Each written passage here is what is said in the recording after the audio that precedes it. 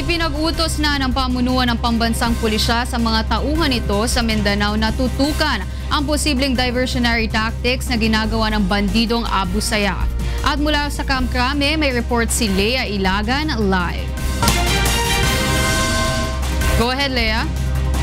Kada tanghali sa Iwayla, mahigpit ng pinatututukan ni PNP Chief Police Director General Ronald Bato de la Rosa sa mga pulis sa Western Mindanao at ARMM na pagtuunan ng pansin ang posibleng diversionary tactics na ilulunsad ng bandidong Abu Sayyaf.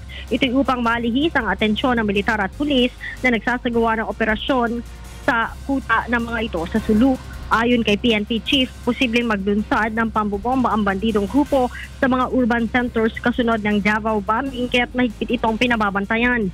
Bilin pa ni Bato sa mga pulis, paigtingin din ang kanilang kampanya laban sa kidnapping na source of income na ng mga bandido. Hindi rin aniya malayong nagsanib pwersa ang mga bandido at ang mga drug lords laban sa gobyerno.